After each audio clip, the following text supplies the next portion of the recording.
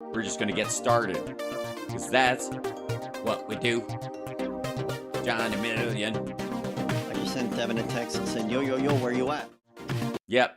It's very cool. By the way, welcome to the show. That's just to prove that we are. Oh wait, there they are. I think Chicago might. Hey, there's Chicago. Hey, there we go. All right.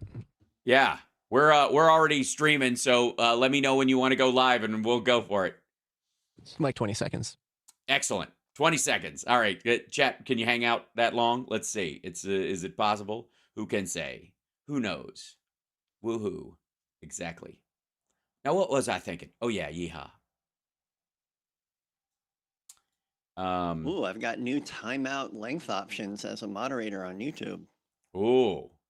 All right, tough guy. Anything from 10 seconds to 24 hours. Coming in live. Thank you. Ladies and gentlemen, can I please have your attention? And I need all of you to stop what you're doing and listen. Now, live from Chicago, the Hal Sparks radio program Mega Worldwide. I have come here to chew bubblegum and kick ass. Hal Sparks, actor, comedian, and multimedia personality. And I'm all out of bubblegum. Hal Sparks. All right, let's do this. Look at that. Johnny Million and I are on our game, and finally there. I love when there are problems, and it ain't my fault. It's so good. Yeah. You know what I mean? It's such a relief. People in the chat think that we're in the same room. We're not, though. No. Yeah. It tickles. It's just multiple green screens. Also, Johnny's phasing out like Marty McFly while playing guitar at the end of Back to the Future. Right. Earth Angel. Yeah. That's irritating. Yeah, no, it's all right. Somebody just said, dude, where's my car? Well, sure. I mean, that's a reference. It's a career reference. Hey, I know. I don't hear that one for you very much. Well, Johnny, is it my fault that I have so many culturally impactful projects in my wheelhouse that I have no idea what people like me from when they come up to me smiling on the street? And it's a feature, not a bug. It is absolutely. It could be a Queer as Folk fan. They could be a Lab Rats fan. They could be a Dude Where's My Car fan. I love the 80s. Talk Soup. And increasingly, this strange little streaming show that I've been doing since lockdown that turned into a thing. And God bless the fan base and the subscribers. We hit the 60K mark and on subscribers. That's so crazy. And then the new goal is and to help elevate the message, you just got to keep climbing. You got it. That's what the ladder is about. We want 1,000 subscribers on Twitch, which I think we can get there. 1,000 patrons. We're about 800, I think, and 1,000. We need 100,000 on the Facebook page followers on there, and 100,000 on the YouTube page. And I think that in and of itself is enough for me to build one of. I will be able to finally move you and your lovely wife, at least during the winter months, to Los Angeles so we can actually be in the same room. And we'll all live in a giant kind of Barbra Streisand-like compound that I will sue Google to keep off the map. And we will we'll turn the garage into a mini version of Glenn Beck's studio, which with all the like Saddam Hussein style artwork. Huh? No, he doesn't have chalkboards. He has a lot of TV screens and his logo everywhere. And that's my dream. You know that. Chalkboard guy?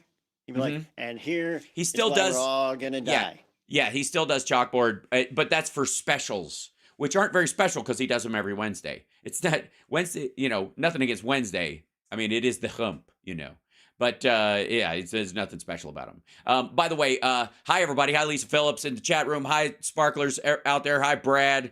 Look at this lovely group of people. I now also, thanks to our patrons, have a teleprompter that instead of using as a teleprompter, I feed my chat into it so that I can see them instead of having to look up at the ceiling at a side monitor. It's really great. It's very helpful, so I can see when they're like. Can you see that Tobias sent us an amazing super chat of Canadian money? Yes, CADs as they are. Yeah, you're a cad, Tobias. You're a cad, you cad, and we love you for it. So, I don't know whether to warn Chicago to be ready on the dump button for me. Because I'm fairly riled up this morning on a couple of things. And our dear friend Boston Brian is going to be joining us for the second hour because Phil is in the States and running around trying to drum up support for Ukraine while he's here and talking to all the people that matter stateside before going back to Ukraine in like maybe a week. So he's here doing some stuff. So Boston Brian will ably fill in that hour with us and today, he'll which come will on be to great. swear with an accent. Exactly. Yeah. Which, in some ways, it's kind of like you can sneak it under the wire that way. You can like that. It's like the Irish say what is effectively the worst one, right? On the regular, the worst swear, the worst 4-letter word. It's like the word "like" in yeah, exactly. Yeah, totally. The C in this and the C in that. Absolutely, and and it's the accent that gives them a pass. And I think to some degree Boston does that as well. Now that said, the reason is because I'm probably going to say something that's the most provocative thing I've said on this show. And thank you, Robert, for that super chat. Bless you, Bobby. And it won't be. I guess it depends on whether or not people understand what I'm trying to say. On whether it will be controversial or not, because it is definitely intentionally meant to be. Latin? Yes, absolutely, because you're fluent in that. That's what we're speaking. You and I, it always worked when we spoke in code in high school. Nobody understood what we were saying. Oh, they had no idea. Right, until we started speaking Pig Latin. Weird. Anyways, so I have been going through the news and looking at sort of the dichotomy of news stories that happened this week. On the one hand, you had both Giuliani, we'll talk about him in a moment, Giuliani not refusing to testify in his own trial, the one that did not go well. We'll get to how not well it went. And then same with Trump. On Monday, Trump was going to testify. He was bragging he was going to testify. His own attorney said, you're not he's not a coward, so he's going to testify. And then I guess he became a coward somewhere along Sunday night and just announced that he wasn't going to testify in his own trial. And then Hunter Biden shows up and says, I'll testify. I just want to do it in public. And they're like, we don't have time to do it in public. Like, why not? How long do you have Hillary on the stand? 11 hours? Yeah. He'll break it up. He'll do it over a couple of days. It'll be must-see TV. The problem is, it'll be, what people must see is that they don't have any evidence. They have information. And again, a smoking gun is not evidence if it's at a firing range and it's just been used for practice. Right. Do you understand? Like, or it was in a house fire, it's among the rubble, and everything is smoking, and therefore you hold up a gun that is smoking going, aha! This is, yeah. So that's the problem that they have. Information not being evidence. But back and forth in these, that dichotomy of stories. I was also, as many people know, if they've been following along, I've been following what's been going on in Sudan lately. And in many ways, what hasn't been covered. And you have to understand there was many people even don't refer to Sudan as, many people know about Darfur and the genocide in Darfur and the fighting in Darfur in 2013 and just the number of dead and displaced and all this stuff. It was a huge news story, and it was a big world outcry at the time. Well, since that time, Sudan has broken into Sudan and South Sudan. There is no North Sudan. It is just simply Sudan. I don't know how that works or whatever. I guess Dakota and South Dakota should have a talk. But Darfur is part of Sudan. And I was surprised at how many people I talked to about this didn't know that or it didn't occur to them that this is part of that struggle. The leader of Sudan was deposed last year, and early last year, I believe, 2022. And since then, his two main generals, one guy who effectively runs what would be the Pentagon of Sudan, which is saying a lot, but it's not that much, but you get my point. And then the guy who runs what would effectively be the SEALs or, the Marines of the military. Those two guys got into a spat about who was going to run the place. They got into a kind of verbal fight back and forth, and that broke out into a war. And now that has broken out into a full, effectively a civil war and an ethnic genocide. Not just, by the way, of one side on an ethnic side of it and the other side on an ethnic side of it, but the two of them, while they're busy trying to wipe out the other side, they're also wiping out other groups in the country, like, hey, while we're killing each other, why don't we just kill these people we never liked anyways? And over the last few months, there's been a myriad of the soldiers killed and 13 to 16,000 civilians killed as well. Although nobody's keeping track because of two things that happened this week. One of the things that happened this week is that the UN voted on a ceasefire resolution for Gaza, non-binding resolution, and several countries abstained, and the US voted against it because the idea of like dropping your without some exchange of or enforcement of hostage exchange or something like that, it doesn't make any sense for them to not keep looking. And so they voted no against it. In the exact same week, the exact same 7-day period, the UN ceased their sort of democracy building exercise, their peacekeeping exercise in Sudan. They had a system set up earlier that was to try and work out between the two sides some sort of peaceful resolution. They shut it down this week. Everybody's leaving. There's a 2 to 3 month extraction. They are taking everybody out of that area, and effectively, I mean, there are definitely like, UN support for the refugees around the country, people who've fled into Chad and other countries. They're trying to get supplies into them. But effectively, Sudan has become a no-go zone for anybody in the UN because there are no peacekeeping troops. There's none of that. It strikes me as interesting that is the parallel. What the UN is focused on and what they're insisting on and what they are impassioned about and what they're kind of shrugging off. And that I've found that if you go back, especially if you include the 2013 Darfur massacres, there have been more people killed in the last, there have been more people killed in the last 6 months there than have been killed in the Gazan exchange, certainly, but also in the entire history of the Israeli-Palestinian conflict. There have been more deaths and sexual assaults and enslavement and child soldiers and displacement of people in Sudan in the last, decade, the last 10 years, all the way back to 1948 in the Israeli-Palestinian conflict.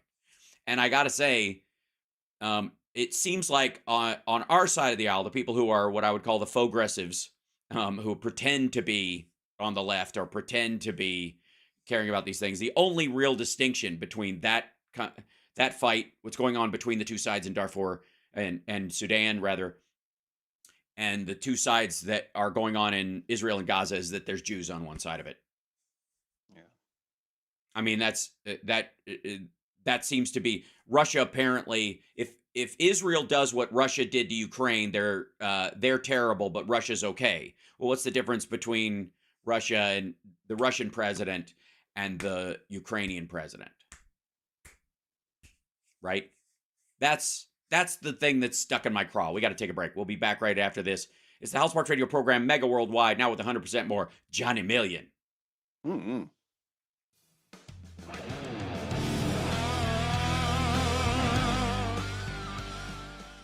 That's I have to say, honestly, chat room, and I'd love to hear from you guys, but that's been driving me crazy all morning because the more I read up on what's going on in Sudan, and for Christ's sake, in the DRC, in the Democratic Republic of Congo, in CAR, the Central African Republic, when I say it was last week, last week, a Red Cross envoy was struck. I'll see if I can. I think I put the story in our. Let's see if you can bring it up. A Red Cross envoy was attacked in like a 3-bus panel, all of them with Red Cross on the side of them, that were evacuating like wounded civilians and displaced people out of a war zone, was attacked, and 2 people were killed and 7 injured, and the wounded included 3 International Committee of Red Cross staff members. Like even just the town raids are horrifying. Meanwhile, 3 weeks ago, in I think it was in the DRC, and an IS related group, the Islamic State, that is Hamas sympathizers. They are parallel to them. They constantly, every time Hamas does something, these guys in particular, thank you. These guys in particular, like congratulate them on their atrocity Telegram channel. Came into a village and hacked 26 people to pieces with machetes. Just hacked them to pieces. Tied them up first. Didn't just like run after them and then they fell and then they had died and so they just kept doing it. No, they tied them up and did it. These are the guys who are applauding when Hamas does stuff. Yeah. And I'm like, that nobody saw that news story. Like, just kind of came and went. Hell, I even missed it under the pile we deal with all the time. Yeah, I didn't hear about it. And again, I honestly think that one of the reasons why it doesn't get attention, and well, I'll wait until we come back. Okay. Because I think this is sort of the crux of the issue. Welcome back to the Hal Sparks radio program, Mega Worldwide. The fighting in Sudan has spread to Wad Madani, which was a town where people were seeking refuge because it was sort of a safe enclave. And there are hundreds of thousands of innocent Sudanese there. And there have been these raiding parties coming into the edges, getting deeper and deeper into the area and firing then from both sides, from the Sudanese military and the what's called the Rapid Strike Force, which sounds like something like a villain from a G.I. Joe cartoon in the 80s, right? They fire across and through civilians, total disregard. Nobody cares. It's horrifying. And over the last week, this has been happening. And I think the primary reason in the current situation we're in the United States, as far as in the media in the United States, is the reason it does not reach the sort of zeitgeist level of understanding why people don't know about it, or it just gets kind of pushed to page 35, is because there is no easily playable political win. Nobody on either side can spike a ball on it for their supporters. It is black Arabs against black non-Arabs. It is Muslim against Muslim. It is not even Sunni versus Shia. It is mostly territorial. It is, again, and it's almost like when you show pictures of the people who are being displaced, it looks so much like all the other people being displaced in Africa over the last, my entire lifetime, I think, but the last 5 years, as far as the images, you can't tell them apart. You can't tell the camps apart. You wouldn't even know the difference between one of the Chad camps versus one that's outside a car, or one of the former ones. And somebody just in the chat, Nicholas is saying there's no oil there. That's not it. There's materials there. There's gold in Sudan. That's why the Wagner Group has been there. And you could argue that part of this has been them adding to that dust up so they can bug out with gold. That has been a major factor. I'm talking about the imagery you can get, WW, as far as the last 5 years, the quality of phones and the ability to have citizen journalists film stuff that isn't grainy, lost, whatever. I mean, you can get, the images you get are very real and very specific and not like old photographers during the Vietnam War. I'm talking about now. Like you couldn't tell them apart. Most people couldn't, and insofar as these camps. But you can't dunk on either side of it politically. So it doesn't make the news. The division and the sort of sports mentality in how we deal with news stories and what matters is true. While we've been trying to have a very serious conversation about the need to support Ukraine and the like, but it became watery about who could sort of spike the ball in different crowds, because of the disinformation and the sort of propaganda machine out of Russia has been trying to like mute the seriousness of that circumstance. So fewer and fewer people can get a direct spike on the ball. You have to stand up in that situation on your own. You can't just go, I support this because my group supports this, or my PAC supports this, or my political party supports this. You kind of have to stand alone in it, right? And Ukraine's less of that story, certainly. I mean, I think the lines are much more distinct than people, than the Republicans, and certainly the Chip Roys of the world would like you to think it is. But in Sudan and Car, and again, there was an attack recently, and there's a lots of them. And the point is, none of them are reaching the level of the international news, because neither side can dunk on them. Neither side can stake a flag in it and go, this is my side being wronged, or this is my side winning. And that is the biggest burden of anybody wanting to sort of help or draw attention to the Sudanese conflict or the need for UN peacekeepers, because that's exactly what's needed there. But right now, you have activists in the United States I don't know if you can call right-wingers even activists at this point, because they just try to stop everything. Like on our side, we have activists and slacktivists and fake activists and all that crowd or whatever. But on the right, it's just kind of like, no, we don't have to do anything. Just let the right people kill the people who should deserve to die, and that's that. Yeah. Both sides couldn't give a crap about it because, again, they can't dunk on it in particular. And because of that, it just won't chart. It won't chart. And the only thing that will make it chart, again, is a horrible genocide happening again in Darfur that's impossible not to see. Right now, it's a slow-rolling one. It's only tens of thousands. Until it builds up and they go, we're on, one side decides they're winning and the other side's got to go. That's when it hits the 100,000, 200,000 point. And then it's too late. Then nobody gets to pat themselves on the back for, coming to the rescue or sending in UN troops at that point, because all you did was wait till they cleared the ground.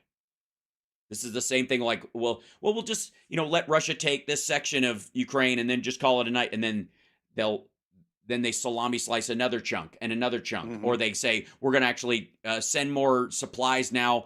During the ceasefire with Russia, we'll just send more supplies to Moldova, to the area that we've taken there. And then we'll squeeze Ukraine from the center and down from Belarus. And since they don't have a navy, we'll push up from the Black Sea. That was the plan. It failed, but that was the plan, because the world didn't look the other way. We got to take a break again because we ran over the break because of the time. We'll be back right after this. I do have some relatively funny news for the week, but I want to put this on people's radar. It's sort of people in the chat are saying this is the first part of it, so they need to hear it. Exactly. People need to know that they're aware of this, and they also need to look at the people that they're listening to talk about Israel and Gaza right now, and compare them to what their silence on Sudan. Because that will tell you who they really are and what their side really is. We'll be back.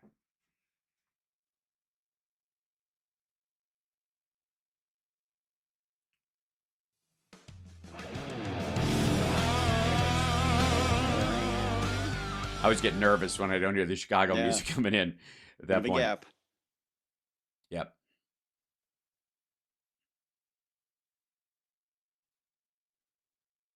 Yeah, I'll tell you what I mean by the last 5 years kind of thing. This is, see if I can put this up on screen. Yeah,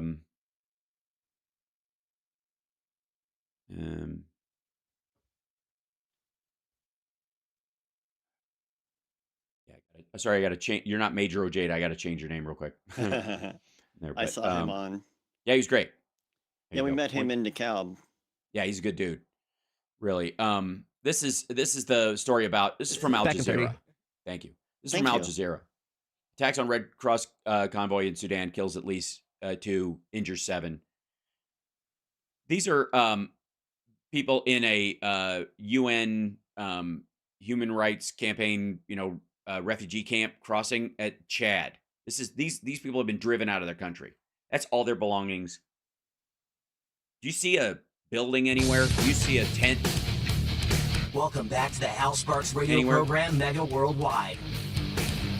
Okay, I gotta shift my my focus news-wise, or I will just start swearing like Yosemite Sam about this whole thing. But I would encourage people to, you know, if they have the stomach for it, you know, try to, you know, at least be aware of what's going on there. And if you have a rep that gives a damn about these kind of things, you should contact them about how, you know, more action by us and the UN there. The problem is we do have a big group on our side that thinks that the US military, whenever they go anywhere, is a bad thing.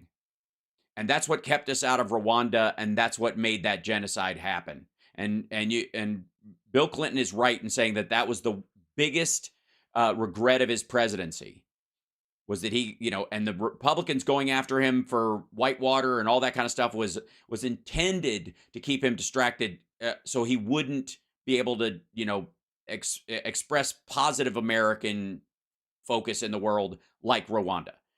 So we, you know, effectively we stood down while that happened, and we're doing it again in Sudan because, quite frankly, on the and I can't tell Republicans what to do, but on the Democratic side of the aisle, there is an absolute concept that the American military, wherever it goes, only does damage and is terrible and bad and terrible. And so therefore, it's always better to keep them out. And when that happens, that's when you get situations like this. Because I guarantee you, the Wagner Group never gets a stand down order. Not ever. Not in any of these places. As a matter of fact, their biggest cue that they get it to go into someplace is the U.S. won't be there. Right? As soon as the UN says we're out, and they're like, oh, okay, great. Chaos reigns. We'll just come in, throw some money at whoever the current warlord is, and just start slaughtering people. And that's exactly what it's happened. Meanwhile, and like I said, the Guardian has an article in Gaza. The fuel is gone, and now the trees are running out because they're, you know, like cutting down trees to use for fuel and whatever. And people are worried about the respiratory aspects of this. Is a concern, but it's not even on par with the 6.4 million people in Sudan that are being displaced, and there's still UN aid coming into that part of Gaza where they're talking about this story. It's infuriating because, and again, on an interpersonal level, what hurts worse, your broken hand or my broken leg? My broken leg because it's mine. And so whatever people feel closest to, they will attach that to it. But I would like to compare those things, if I might, to the economic news in the United States and the absolute like off the leash griping that we hear in the United States. I'll give you a good example. Okay. So and this is sort of an extreme example. We have had inflation due to supply chains and a myriad of other things over the last few years, and we have moved into disinflation, which is not deflation. It's just a slower rate of inflation, right? And people are asking for deflation because they want the prices to go back from when they were, you know, to what they were in 2019. Okay, some of them are never going to do that because we're now paying what I would call an anti-slavery tax, because a lot of the goods and services and stuff that we got that came from China specifically came to us cheaply because of slave labor. And if you don't want to use slave labor anymore, things are going to cost a little bit more. About it, you know, a shirt from, you know, that was, you know, $4 because you could buy it from there is now $5. That's it. That's the change. It's a $1 anti-slavery tax. That's what a good portion of the sort of what's effectively the permanent inflation that we're experiencing here. Along with that is, including in the United States, a rise in workers' wages. And the mitigation that Powell has been having with the Fed is that we got to tamp down inflation by driving down. Workers are getting too much money, and therefore they've got too much money in circulation. That whole Volcker BS that they've been selling for a long time, which has they're all super confused about why nothing matches up in the economy with how stuff used to, because they're not factoring COVID into it and the new supply chains at all. But right now, the price of eggs is deflationary. It is down 22%, which is above the whatever 16% it went up last year because of avian flu. It is now deflationary. Meanwhile, other stuff, houses, because of housing rates and the lack of supply, we are 3.2 million houses short of what the market can bear. There are 3.2 million people who want to buy a house that can't, not because they can't afford it, but because it physically doesn't exist. The only reason they can't afford it is because the houses they're looking at are in a shortage. There are too few of them, so there are more people jockeying for them, right? Which includes this Lauren Boebert nonsense where she was like, "Go ahead, Bidenomics," about like this housing article she saw without reading the fact that it was literally like they were referring to people's houses as golden handcuffs. People couldn't sell because their house was worth so much, but the interest rate was high, so they were tied to a great investment they can't leave. Like, it was just the weirdest thing. Hardly the thing you say. And then again, compare that to Israel, Gaza, Sudan, Turkey, for that matter. Turkey has 184% inflation. They have dollarized their economy under the table. Or Argentina, everybody's applauding the new Trump dude down there who's now running the country. And they're like, he's cutting government policies and programs like a real conservative. No, he isn't. They literally can't pay for them. And they can't secure debt to pay for them. If he could secure debt to pay for them during the transition to their dollarization, he would. But they literally had to cut them to get bonds to support water and electrical plants and that kind of stuff, just to keep the lights on and the traffic flowing. It's childish. Anyways, so the deflationary nature of eggs, for example, if you add that to the inflation of how much it costs to buy a house right now, and the factor that people are actually willing to pay that, which is what is driving it up. If nobody was willing to move and buy a new house and pay $3,000 a month for whatever size the house is, and welcome to the entire United States effectively having the same, I guess, national location market as the coastal cities and the like. There's a variation of that everywhere. I'm amazed at how some dumpy houses in the middle of Missouri or Kansas or Kentucky or Tennessee sell for as if they're, on a beach. It's really odd because people look at it like their primary investment. But as that goes up and eggs go down, in between that is disinflation. As one thing is deflationary and one thing continues to inflate, if you blur it out and you look at all the things combined, you get disinflation. Right? Okay. And somebody's like, what if the house is free? I don't know. Find some people to build the house for free. Find somebody to cut down the trees for free. Find somebody to make the nails for free. Find a plumber that'll work for free. Find that's how. And it doesn't find some, all those people can't eat, can't send their kids to college. Again, it's a good question, right? There and the history of government housing across the country, not super great. That said, a lot of this is just like NIMBY nonsense from city councils across the country. That said, between those two things, we have disinflation. We have a moderating economy that is better than any economy in the world post-COVID. We have a narrowing of racial unemployment and gendered unemployment at a faster pace than it never existed before. It's actually happening now under Joe Biden. And the stability of our economy is baffling Wall Street.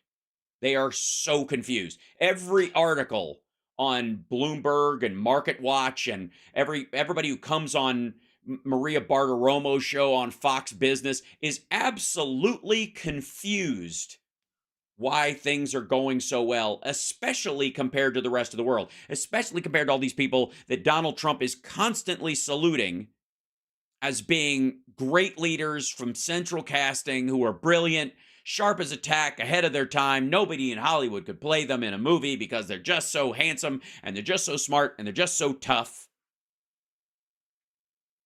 And their countries have over 100% inflation. They have started using our currency instead of their own. In the case of in the case of China, they have somewhere in the order of 27% youth employment. In the cities, it's over 50% of 18 to 29-year-olds are unemployed. Can you imagine those kind of numbers in the United States? Yeah, that would be a nightmare. And can you imagine Donald Trump and the entire Republican Party applauding the strength of those numbers? Such a strong leader. Yeah. Russia as well. Russia has lost $112 billion industry in the last year, 2 years, two and change. And the Europeans voted this week to officially allow their nation states to block gas from Russia officially, not just not buy it, but block it legislatively, which is a big deal. It's very difficult for them to do that. It's right. The next step is seizing the goods of a foreigner who's in your country and that is doing something, bad elsewhere and selling those things and using the profits. That is incredibly hard to do in a free country. It's easy to do in Russia. They did it. They stole all of Ireland's and the UK's planes that they were leasing. Just not going to give them back. Most of the commercial aircraft in Russia was leased before the war. They just kept them. But when the West does that, it takes us years to go through the legal process and to thin the laws to make sure that it can't be misused to get, on somebody else. And yet, $112 billion loss, the single biggest industry loss in the oil and gas world, I think, ever. And still Donald Trump is saluting these guys. Still thinks they're amazing. Oil was supposed to be at $200 a barrel as soon as Joe Biden took over. And any day now. Stock market was going to crash. It literally hit its all-time high this week of 37,000. I believe it's still up over it. Although I don't doubt somebody will take their profits over it, expecting some sort of a leverage backwards. But the record that it beat was set in September, and the record that one beat, I believe, was in June. It has had the biggest 2-week run in its history. Investors everywhere are saying that the S&P could hit 6,000 next year or something. That seems high. Yeah. Hardly the kind of thing. Thanks. T2 Baseball put it in. 37,306. It's still up over. It's 300 points over 37,000. It's a new record now officially every time it goes up. And yet, Donald Trump goes to Iowa, where he has half the support he had in 2020. Half the support. Donald Trump won the Republican Party. Donald Trump won the Republican Party, the vote of Republicans across the country by at 98% in 2020, and still lost by millions of votes. And now he's at 51% in Iowa. He's at 46% in New Hampshire. Nikki Haley and DeSantis. DeSantis was the only one in double digits for a while. Nikki Haley is now moved up ahead of him. In some polls, it shows Chris Christie ahead of DeSantis at 14%.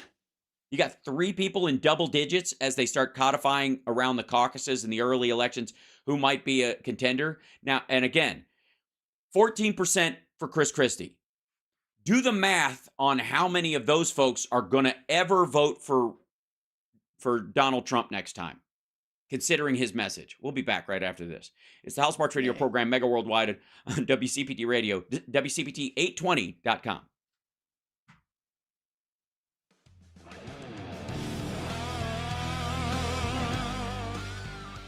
People are loving your Jimmy shirt, man. Uh-huh. Ashada. I remember that makes Tom laugh every time. Oh, really? Yeah, and Hey Joe, because he yells, Ashada. Ashada. Ashada. Yep.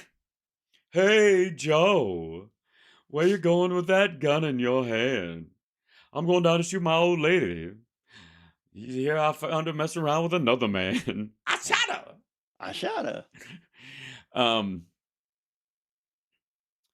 Did you ever see the Band of Jimmies? The band in Chicago, Kima Williams. No, Band of Jimmies. That sounds yeah, amazing. It's they all trade instruments. They all rotate, and they each one of them. It's basically like 4 black guys, all the same age, and they're in a Jimi Hendrix cover band, and they just kind of like, okay, you play bass on this one, I'll play guitar and do the singing, and then they switch with the drummer. Oh, that's fun. It's great, yeah.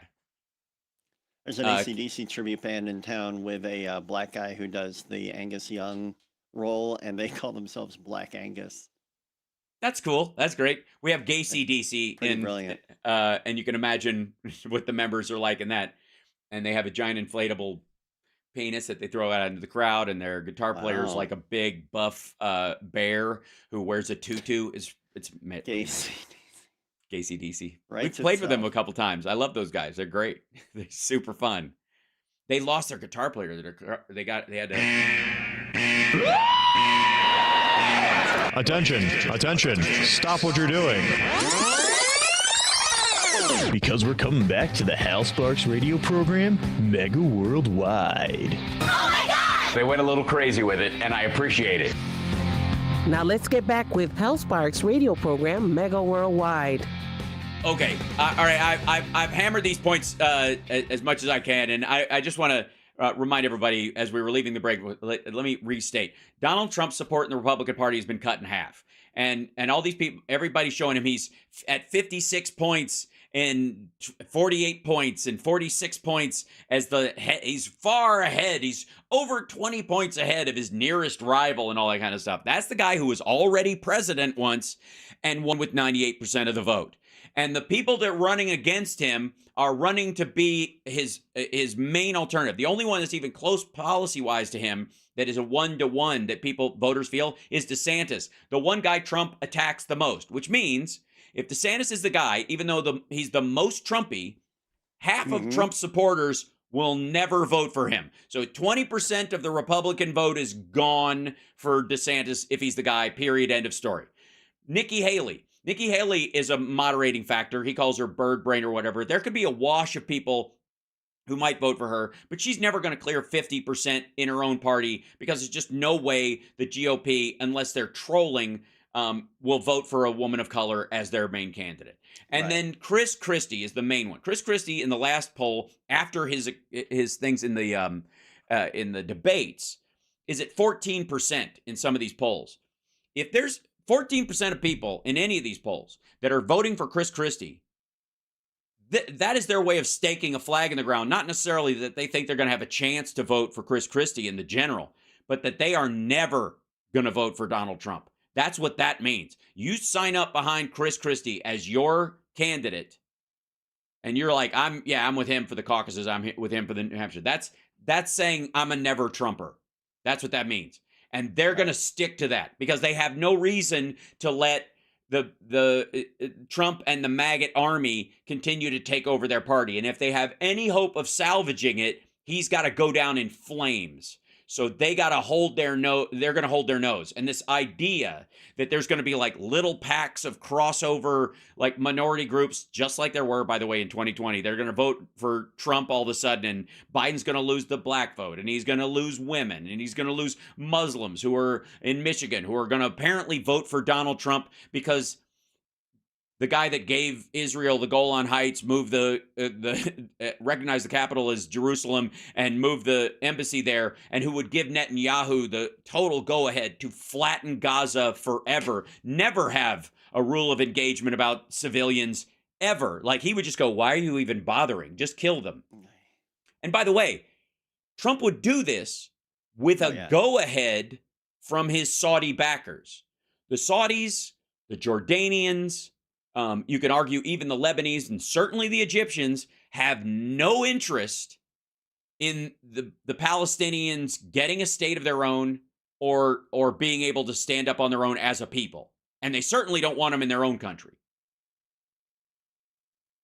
So he'll get the go-ahead. He'll get the whisper go-ahead from a dozen capitals in the Middle East going, just let the Israelis wipe these guys out. Can we just, because we want to get to business.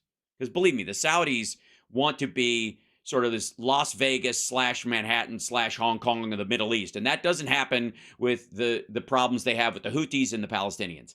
So the answer will be, you think the Israelis are involved in ethnic cleansing or genocide or an apartheid or any of that stuff? You ain't seen nothing yet until a Donald Trump second term. So the idea that a bunch of them are going to back him is just ludicrous. And by the way, they all know this. The guy's running on reinstating the Muslim ban and making it worse.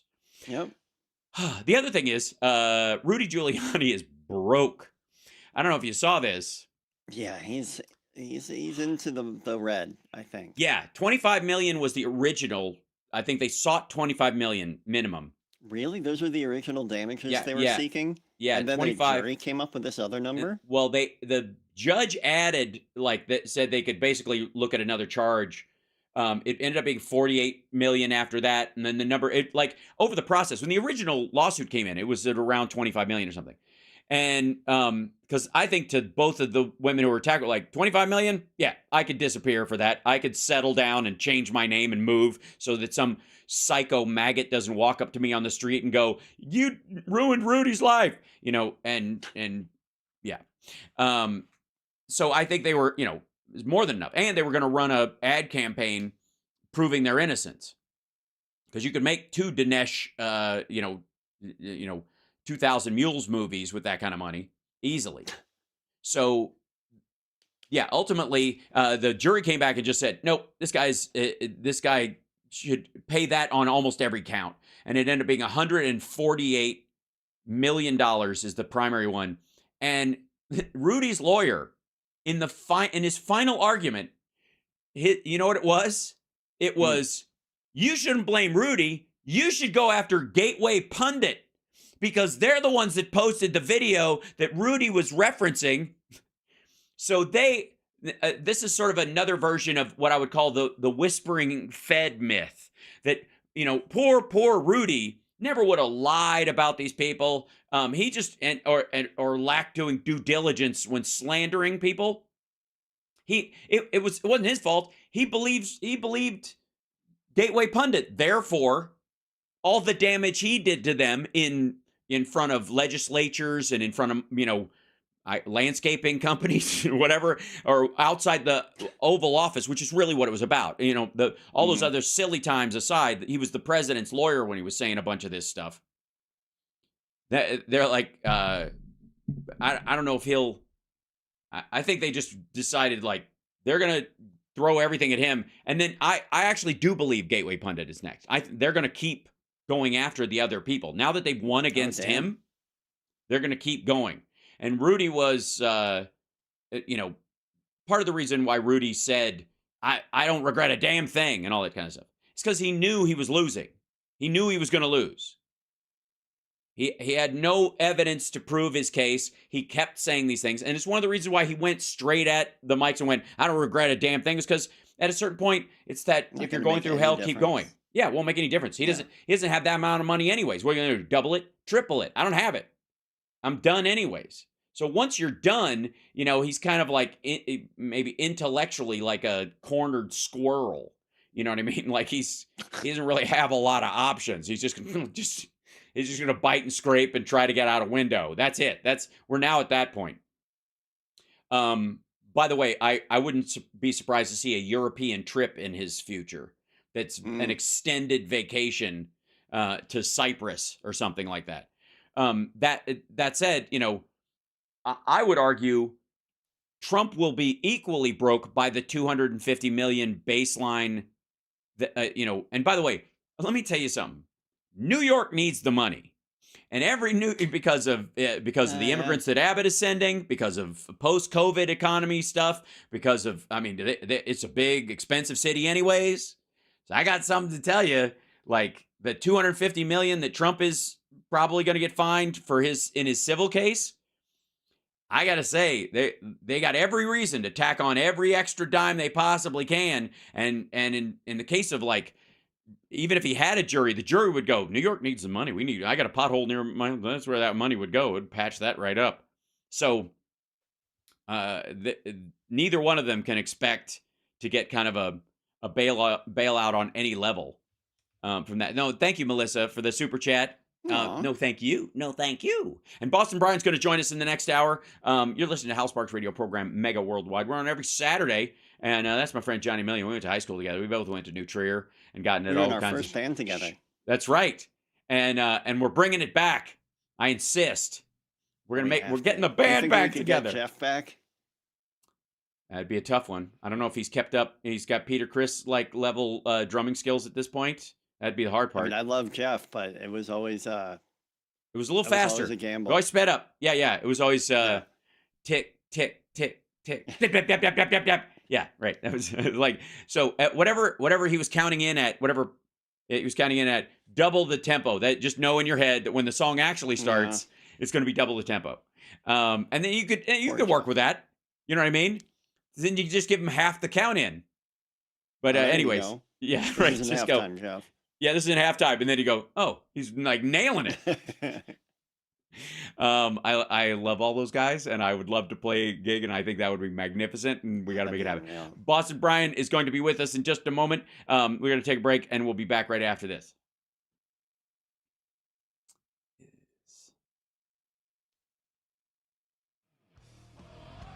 There we go.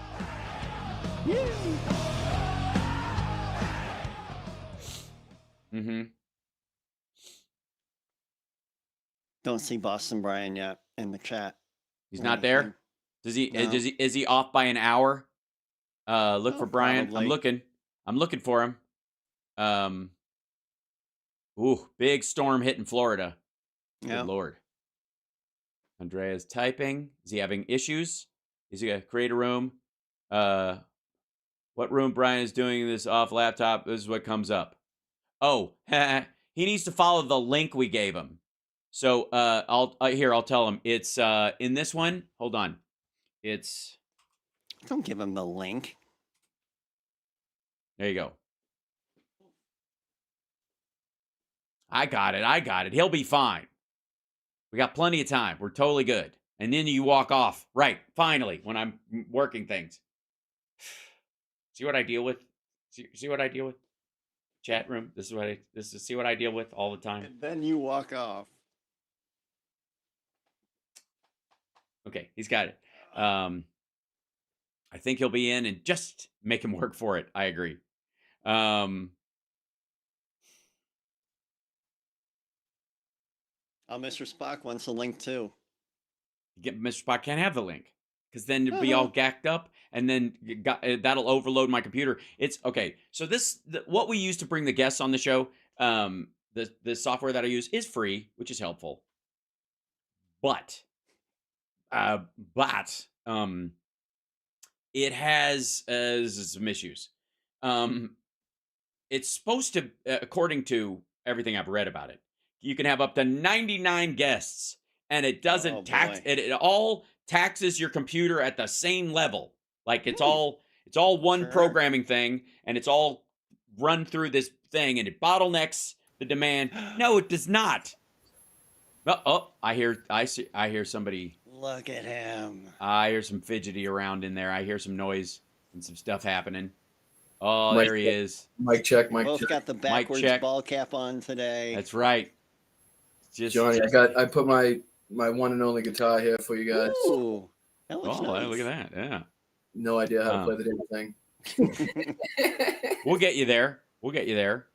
Hold on one second. There we go. And then I'll put him in guest number 2. Hopefully I look a little better because I got a new camera. Maybe I'm sounding a little better because I'm actually using this microphone now instead of it being a prop while I'm on my phone. You bastard. I knew it. I just knew it. Licking the pot is half the battle, Hal. Oh God.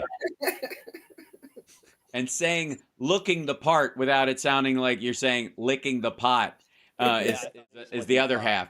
Look at this. It looks like we're all in your living room. There you go. And there's a kitty.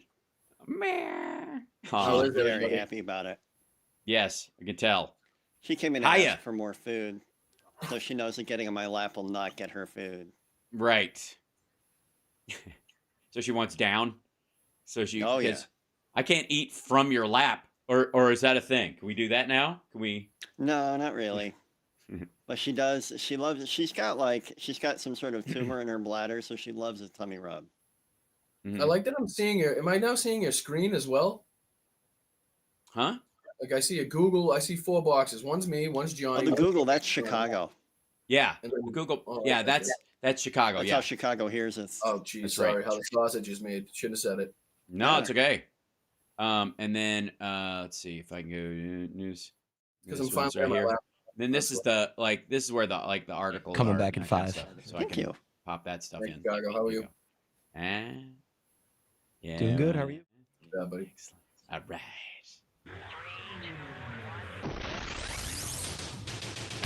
You're listening to the Hal Sparks radio program, Mega Worldwide. I've had people walk out on me before, but not when I was being so charming. Video streaming at halsparks.com. I don't care for you or for the putrid sludge you're troweling out. Damn puss-faced little pimpstick. True progressive talk. Might be a good time for you guys to give up. Welcome back. It's a party in the live stream. It looks like we're all kind of gathered in Boston Brian. He's giving us a hug, putting his arm around it. Kumbaya, my friend. Boston Brian, of course, is Dem Boston Brian on all your favorite social media websites and some of the worst ones as well. And then Johnny Million is with us. He's got a channel on YouTube and Twitch. It's Johnny Million, and we have a ton to talk about. I don't even know where we start. Do we start with? We were just talking about Rudy Giuliani before the break and the 148 million. Yeah. Your reaction now, because I know you were expecting to be third in line because you were going to sue him as well. So now, are your hopes of getting any money out of this? I'm more worried for Ruby Shea and Free. Them getting him money. You know what I mean? Right. Just because. I know he's in some serious financial trouble. I know he doesn't have much. He's got the condo in New York, and I guess an apartment in Palm Beach down by Mar-a-Lago somewhere.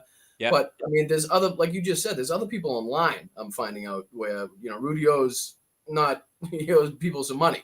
You know? Oh yeah. Gnarly like people. Said, I like that he can't claim bankruptcy. I like that's not an option in this thing. But I don't know. I've heard a lot of people say where I've won judgments of 200,000, 250,000, $1 million, and I've never seen a penny because the people, did some shady tricks behind the scenes to move some money around, and there's nothing the bank can do. Basically, you know what I mean. So I'm more worried about them. Like I'm happy, absolutely, with the amount. It should have been somewhere in that range. I mean, especially where he just came out again and. Basically doubled down after his court case the other day on everything that he was just found to be guilty of doing. And again, I think that's just because he thinks I'm screwed anyway, so I might as well do the Trump defense, which is just stick to my story no matter the more you call it a lie, the more I'll stick to it because there's no impetus. There's no upside. He can't dig himself out of this hole. And that's effectively where Trump is as well. Don't you think? Like they can't back down. He can't get blood out of a stone.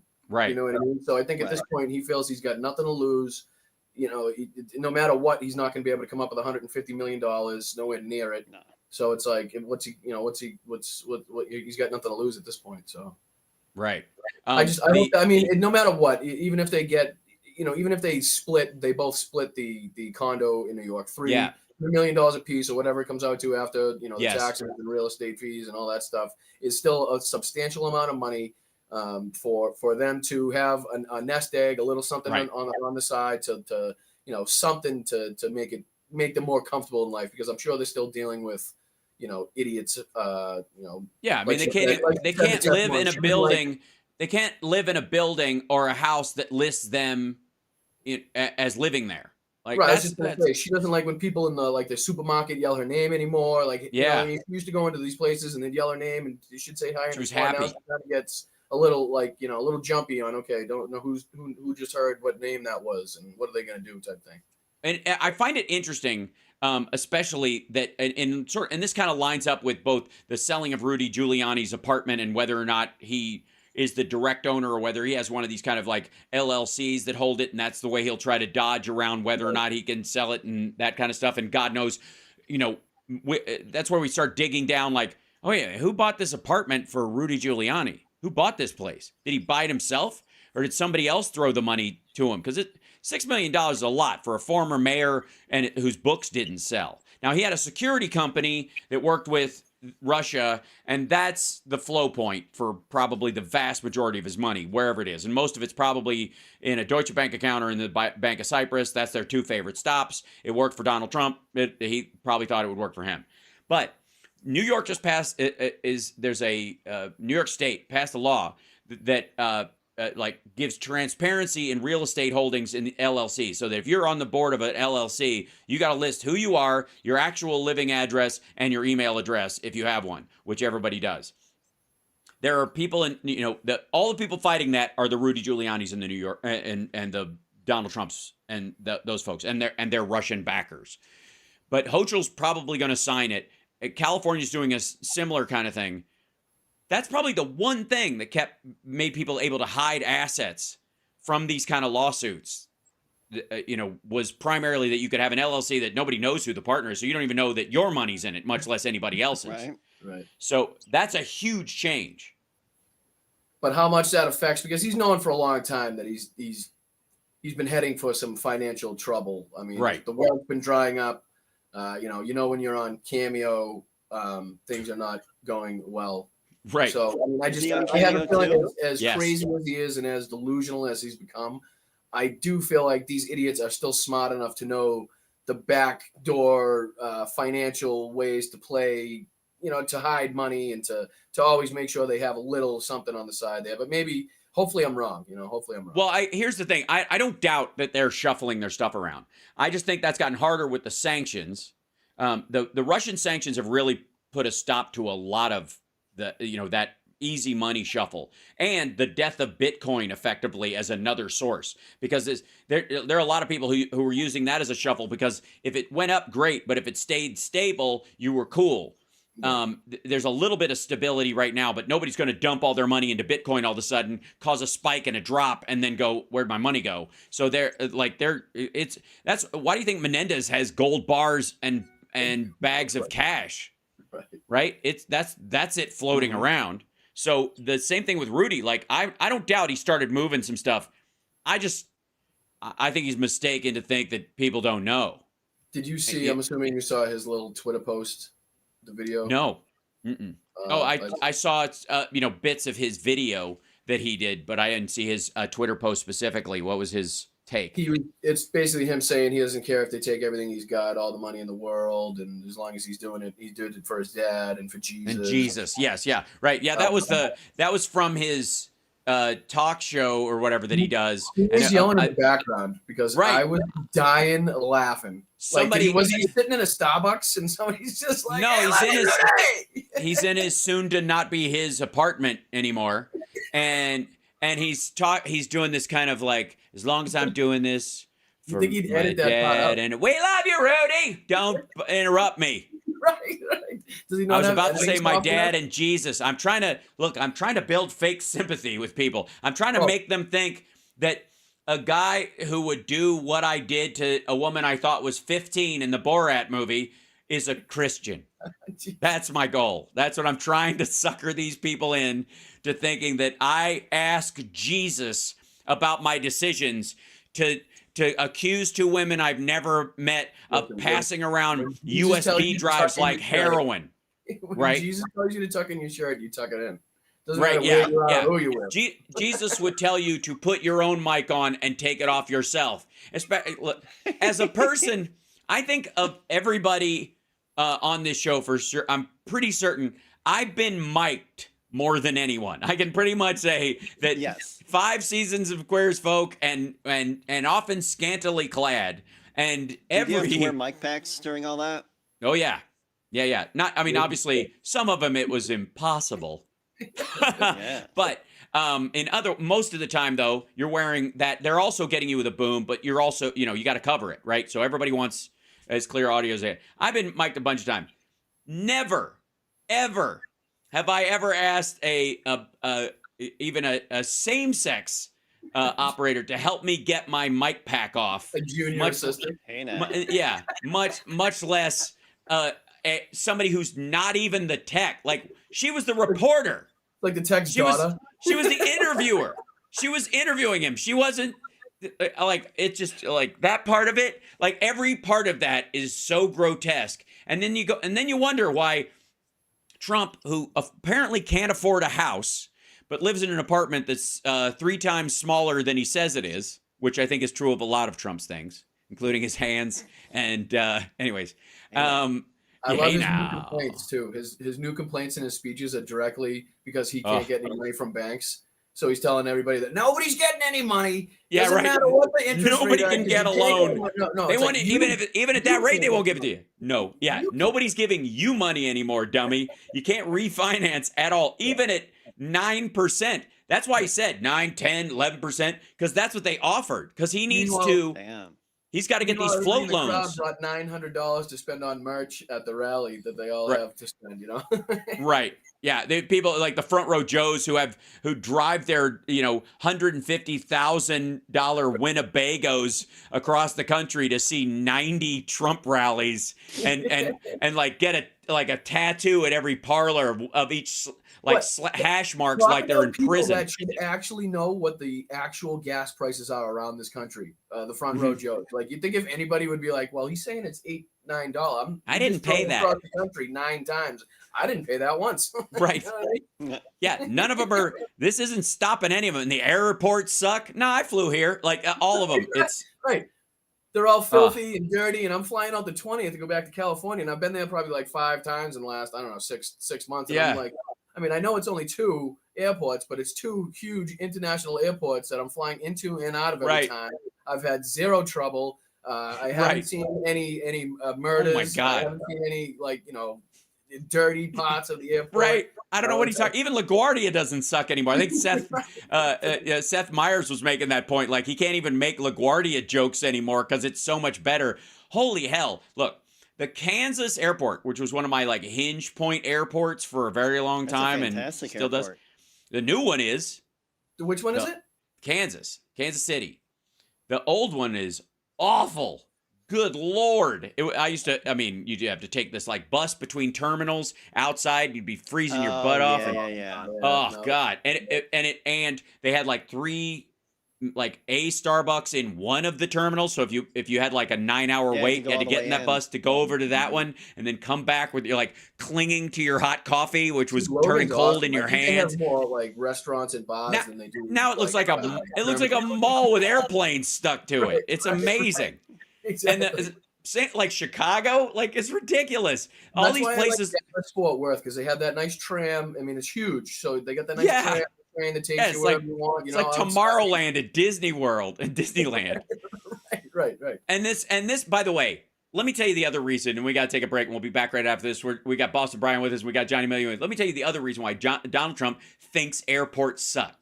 Because he can only land his big dumb plane at the little regional airports that don't charge you anything to land your plane there. And that's where he has his rallies because he's not allowed to rent big venues anywhere because he refuses to pay his bills for security and traffic and all that stuff. So he's having to give these, that's why he's doing little gymnasiums in Iowa now. It's the only place they'll take him. He has to park his airport at the crap executive airport, which is tiny and smells like coffee. We'll be back right after this. And Chud, where are you going? Chud, where you go? Chud just came to say hi.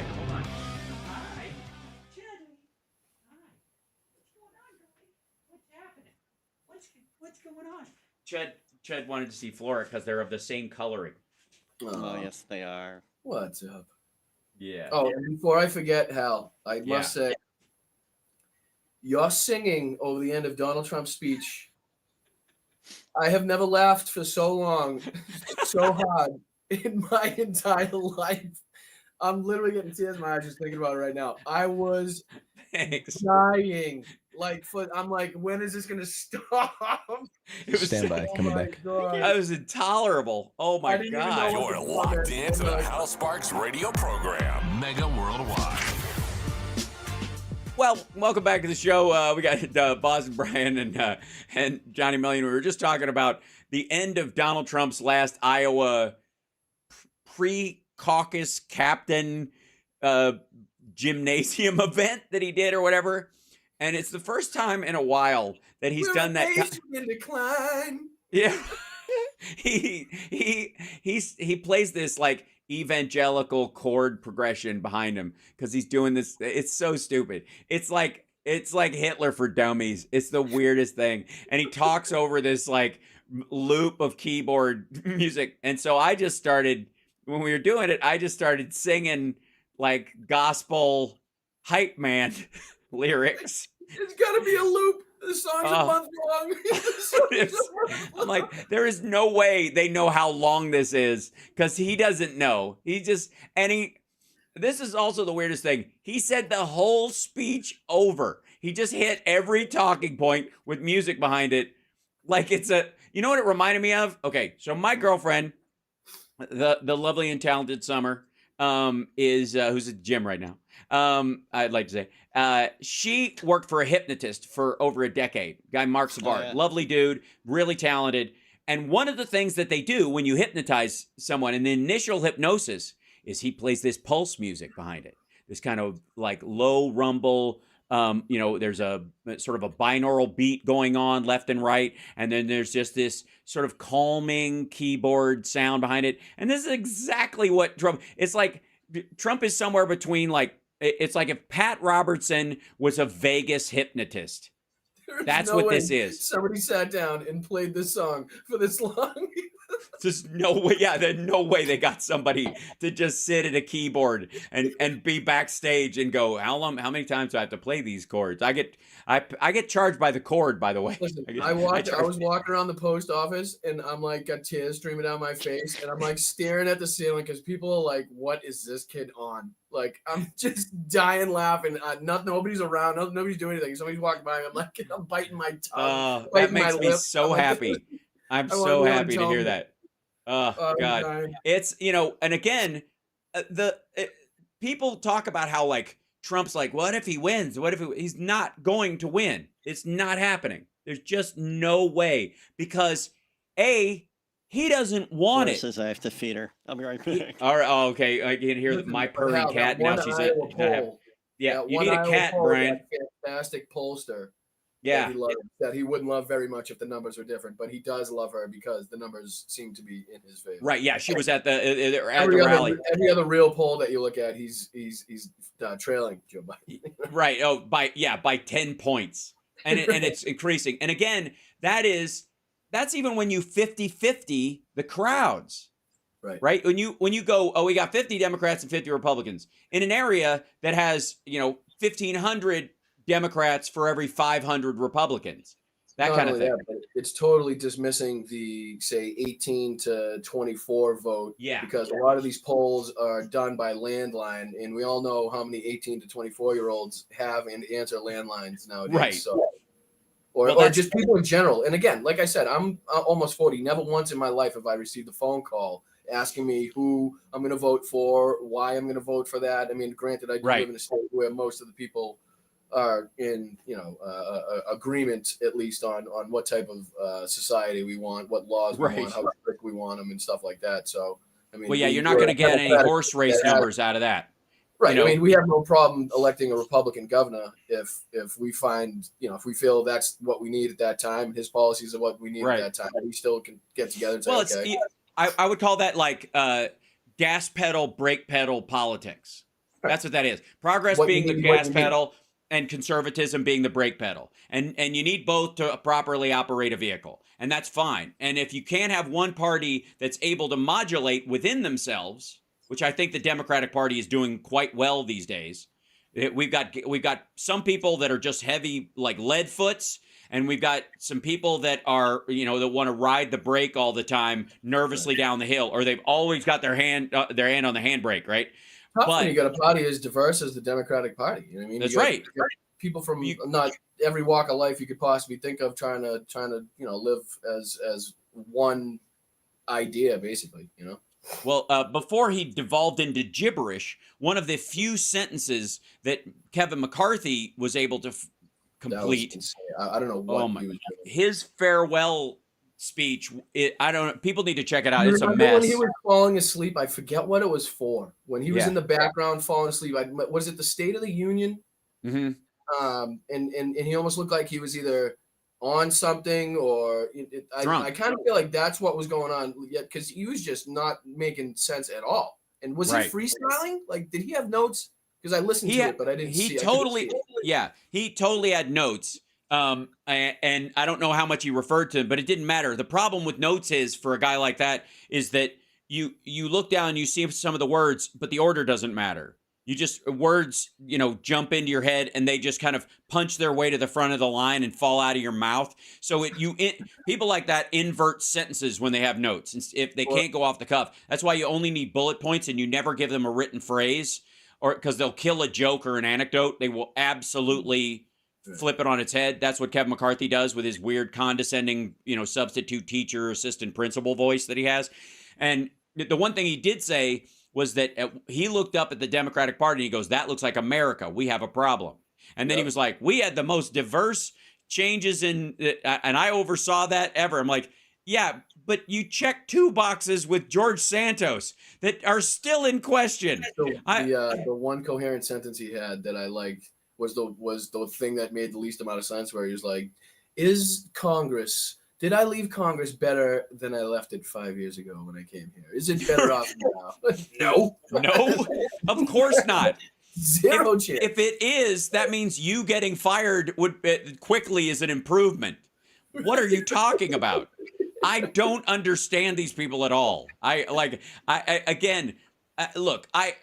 understand the attempt. I understand, and this is very Trumpy. Try to turn every loss into a win. That's the kind of stuff that thank you so much for the super chat, Midas Mel. That's very sweet of you. And keep that up. And by the way, patreon.com/HalSparks. Yeah. We look at the Republican Party, like, they try to kind of make lemonade out of, rotten apples. I don't know, every time. But like, is he being smart though? You know what I mean? Like, sorry, I mean, no. Is he being smart by getting out when before? Oh yeah, is that a smart move? Like, I don't think he has a choice. I mean, I don't know how you.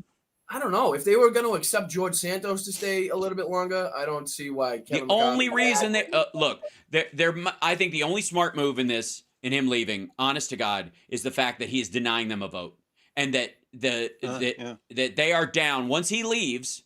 They are down to a 1 vote majority as far as like leadership vote. I think they have one more person that is either going to be indicted or in the out. House? Yeah, in the House. There's a very strong, even Marjorie Taylor Greene was saying, a couple weeks ago when he announced that he was leaving, she's like, "I hope nobody has a heart attack because they will lose their majority." That's the party they have now. They're down to a heart attack and to bring right. Look, I get it. The Senate, that's why people were like, some people were slow to roll on Menendez. Not me, not anybody. We were like, if that loses us thank you. My girl brought me a coffee because it sounded like I was listing to port. No. He's starting to fade. Yeah, you sound tired. Here, have some great coffee. Conversation with the major, by the way. Oh yeah, good stuff. He was terrific. Yeah, we'll get him on the regular as well. Now I got to get both you guys on at the same time. But in all honesty, before we go to the break or whatever, and normally we take questions for Phil, so I think we should have at least 1 or 2, Johnny, from the chat for Brian. I think that's a possibility. I got one. But one of the stories, and everybody else just says he's pretty. One of the other stories that I think is exemplary of the morality and ethics and the problems. It almost falls loosely into the George Santos thing, and it's even got a wonderful dusting of sexism. of misogyny in it that I find particularly impactful is the Moms for Liberty sex scandal story. So I'm sure you heard this, and if most people didn't, the head of Moms for Liberty, this woman, she and her husband sexually assaulted a woman that they were having regular three-ways with, which is all right. To me, that would be the story. Not that they had three-ways, not that this woman was engaged in maybe unchristian-like behavior according to them, which I disagree with. I'm not here to yuck anybody's yum. Nope, we don't yuck yums here. We don't do it.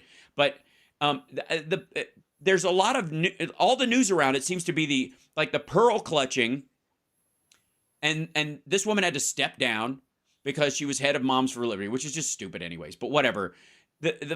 The fact that the weight of this whole thing is on her shoulders when her husband sexually assaulted the other woman that they have their tryst with. She didn't.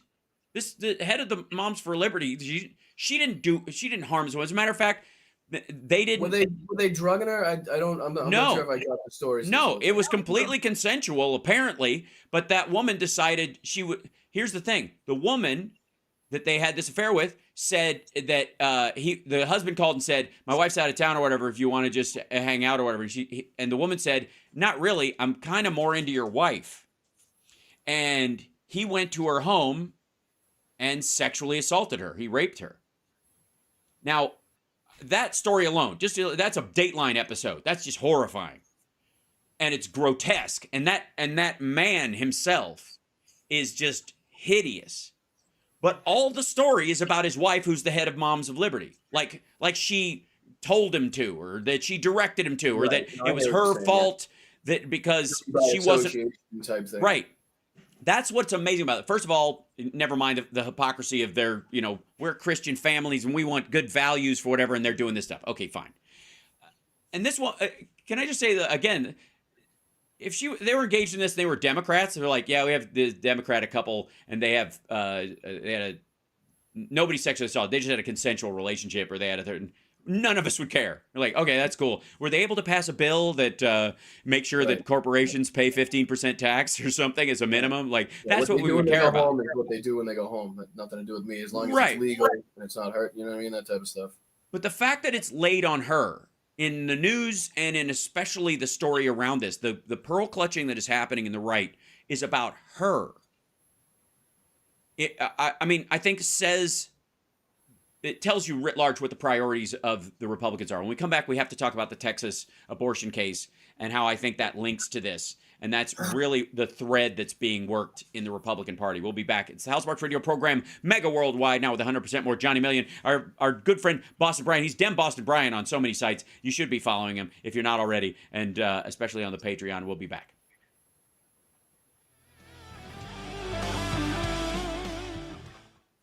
Mm-hmm. I don't know if a story has angered me more recently than the Texas case. Yeah. I will say, talking about the Sudan stuff that I was talking about earlier, I feel my skin getting hot reading about some of this stuff, and at least in the Texas, in the Texas thing, at least I know this woman is lucky enough that she can afford to go to another state and not die from this. She has an option. At least she has that option. I also don't like people harping on the fact that she's a Republican and like using that against her, like, oh, she voted for this type thing. I think that's totally irrelevant to the story. It's interesting. I think it's her fault that she's been indoctrinated, if she's been, and seems to think that her leaders have her best interests at heart when they don't. You know what I mean? I'm not going to fault her for that. A lot of time and money has been spent to get these people to believe these things. So it's not always the fault. You know what I mean? So absolutely. No, and I think this is also Paxton and these guys. They're feathering their nests as having a guaranteed payday after they leave office, just touring around these evangelical churches as featured speakers where they can make money talking at churches, which I don't know if they have to pay taxes on it because it's a religious institution, or if the church certainly doesn't, whatever. But they just go around, guys, all the babies I saved, that kind of thing. The fetus that was inside her, because she did leave the state and she did get a therapeutic abortion to save herself.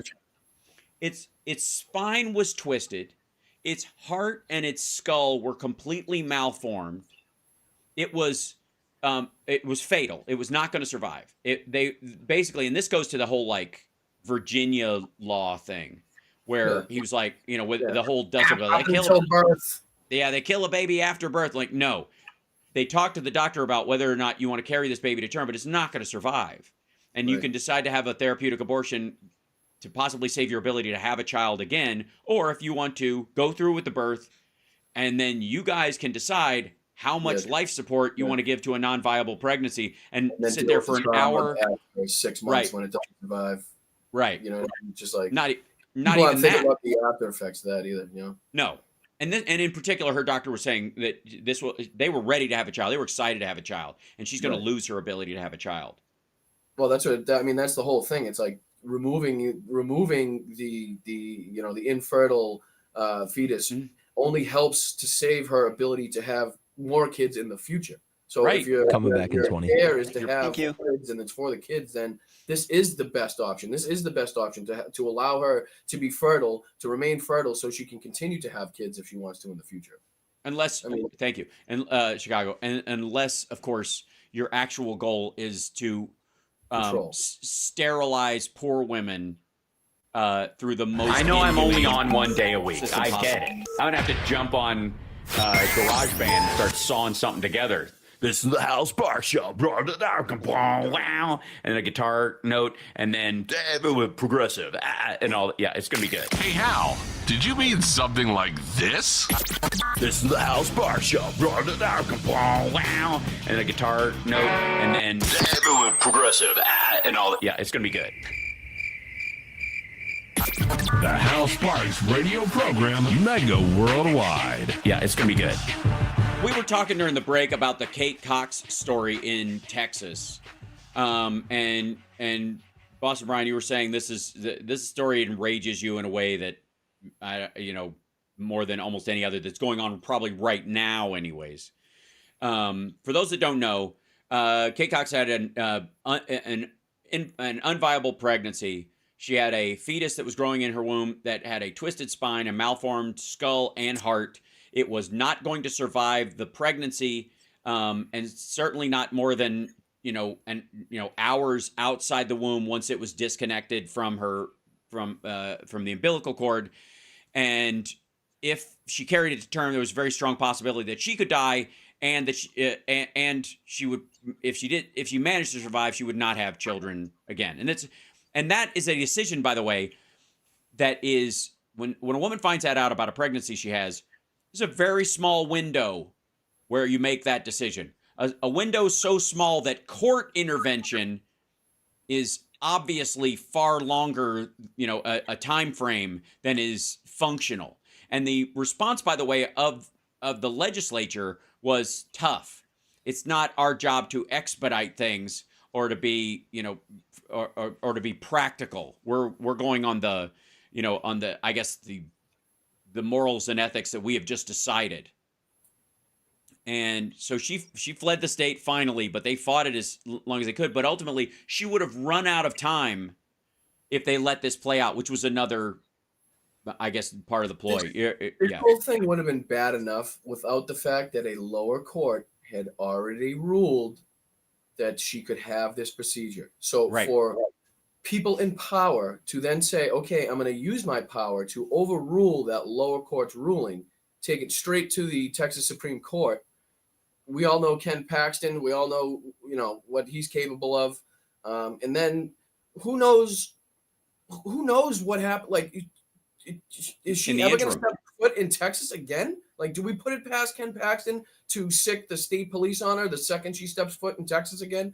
Or anybody that helped her get to the airport, or anybody that may have given her a couple bucks to spend on the procedure, or the doctors that helped her, or this isn't just her leaving the state. And I understand she's not a poor woman, but most of the people this will affect are going to be poor. And this is just a story that we hear of one of them that was able to afford to go to another state, luckily, and get the health care that she deserves to have because she's a human.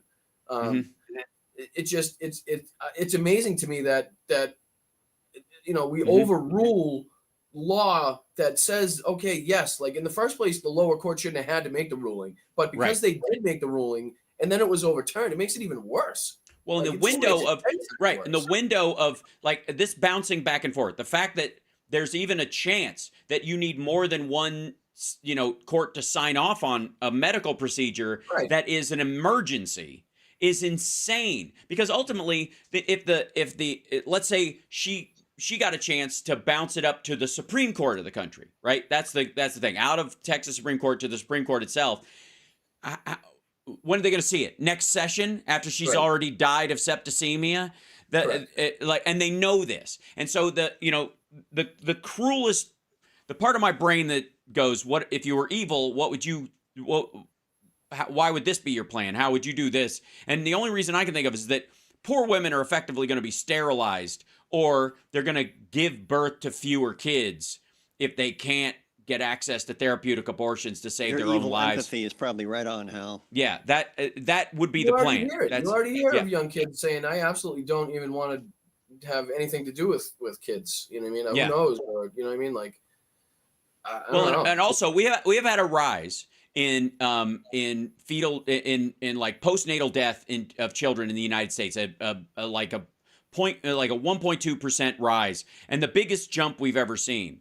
And it is directly tied to the fact that people are being forced to bring unviable pregnancies to term. And then as soon as the birth happens, this mother and her husband and her family and whoever else is there, or their partner, whoever they are, has to watch this body die. It effectively isn't alive. In many cases, they're missing organs. They're locked her up, right? What about if Ken Paxton act like? What if she didn't leave the state, had it done? Not had it done yet, but Ken Paxton got to her before anything happened, locked her up. What if both of them died in jail?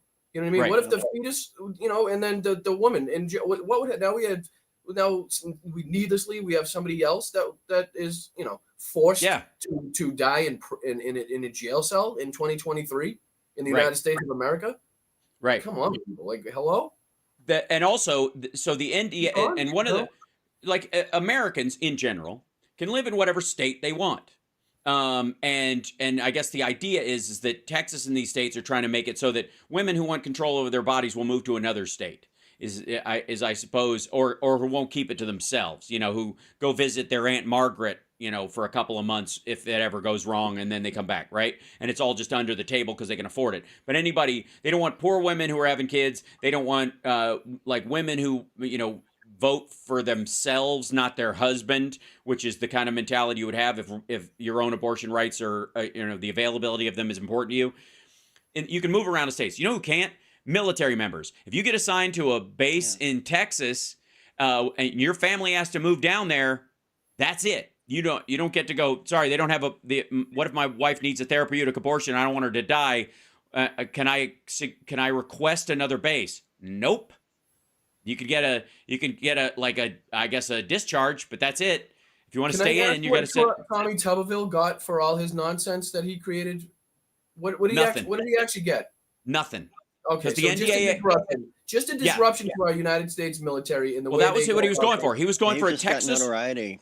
Yeah, he was getting bad notoriety because it did not work out the way he thought. He backed the United States military too. We're not talking about the grunts and the people fixing the tanks and stuff. We're talking about the heads of military divisions and.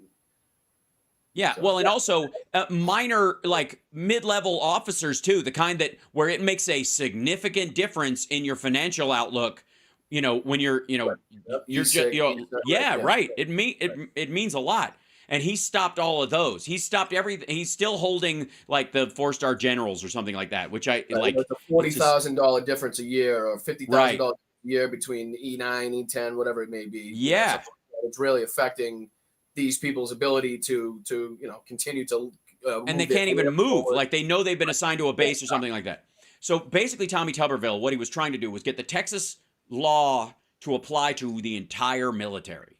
The rules set by Texas will now apply to all military, so that instead of you bring the rights as somebody who's defending freedom and working in the military and living in the military or being married to somebody who's in the military to Texas, Texas gets brought to you. Right. and the lowest level of freedom afforded to the least in the United States would be applied to the military. The idea that these guys think that's a win is exactly why they're going to lose next year. Not only that, but the idea that people believe that they somehow are defenders of our military service members and proponents. They blocked the NDAA this week, right? Or and tried. The burn pits. They vote against what was it? The PACT Act. The PACT Act had a ton of stuff in there. You were talking about the major with that I heard. Yeah. That had direct impacts on not only him but his family and their ability to get health care, their ability to get a check at the end of the month, so they're not living in poverty. They're not living with worry and fear of how they're going to put food on the table. These are what these people vote against, and yet people are still somehow. Like at the last rally, Donald Trump did. They had somebody that was in, I believe it was the Iowa National Guard, and said he served under 2 or 3 presidents. Said he got up to set up a meeting between 2 high-ranking people, and Donald Trump was the best commander in chief that he ever served under. And it's like I don't like how you can be, because I would argue that problem. That person probably joined the military around, and there's a baseline of these folks that joined the military post 9/11 because Islam was coming to America and we got to keep these people out. And just Trump's border stuff is his single issue. They don't care about it. Nothing else matters. Yeah, right. They just want to bounce anybody that looks different out of the country out of fear or what happened on 9/11, their reaction, their emotional reaction to it or whatever drove them to that. And they are a single issue voter about that kind of stuff. And by the way, he didn't improve the border. He made it worse. The wall, it required an access road built on the Mexican side that made it accessible by human beings further than it had ever been. You can now walk all the way the length of there used to be fencing and all kinds of stuff and really rocky beach-like kind of rough areas. You can now walk with a rolling suitcase. You can now take a rolling suitcase to the end of the wall, which used to be the fence, and walk around it because it's Indian land or private land. One of those electric suitcases you can ride. That talks. You just go, it follows you like R2. But that's why he's now saying in his speeches that it was Border Patrol's design for the wall. You've seen now recently he's added that, it was their design. They wanted it to look like that because that's him getting out of the fact that it's not working. Yeah. You know what I mean? Well, and that he's seen the video of it falling over or the wind blowing it down or the people cutting through it or climbing over it. And then when he says, they sold the rest of it for pennies on the dollar and they didn't set it up. It's like, because we can't set it up like you always say on Indian reservations and private land. We're not going to do eminent domain on native land. That's why. And because you needed that big monument to yourself, you needed the construction, which was on both sides. By the way, the 28,000 soldiers were protecting the Mexican contractors that helped build the thing that were hired to build it on the cheap. And that's why that access road is there. There's a Donald Trump immigration highway that people need to start talking about because that's what this is. This is the Donald Trump Memorial Immigration Highway where you can now walk the entire length of the wall on the Mexican side without having to climb over anything. You don't have to go around anything. You can run a cart, a truck. Coyotes, it's like easy. They can go all the way to the end of it and dump everybody and then drive back and pick up another load. Right. Have a tank of gas. You're all set. Yeah. But how about amazing. This? I love how Donald Trump is always saying that he was first he was going to get Mexico to pay for the wall. Then he said he did get Mexico to pay for the wall. Somehow now he tells his people there was actually no way for them to ever pay for the wall, but still says he got Mexico to pay for the wall. Right. Well, because the soldiers, we got the soldiers for free. But just him saying that there was absolutely no avenue ever for Mexico to pay for that wall just makes him look like a fool for saying that Mexico was going to pay for the wall for so long. Here's the part I don't understand. If Mexico isn't the primary source of most of the immigrants that are crossing the border, that's the issue he has. And there are these caravans coming up. Remember the whole caravans conversation? Here comes another caravan. My question is, why don't you ask Mexico to put the 28,000 troops at their southern border? right? To stop the people coming if the idea that they're being dumped out insane asylums and blah blah blah, everybody's being dumped out of Honduran, gang members are coming up here. Why would you want them on our border? We've got soldiers, we've got CBP, we've got surveillance at that border, we've got material. You don't send them down there, stupid. But that's because it was always phony. Soldiers doing that, We got to take a break.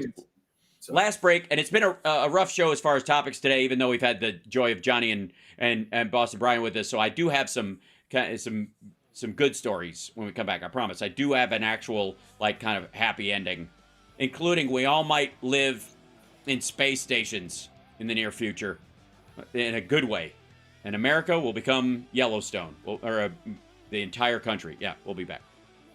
Jellystone. Hey, boo boo.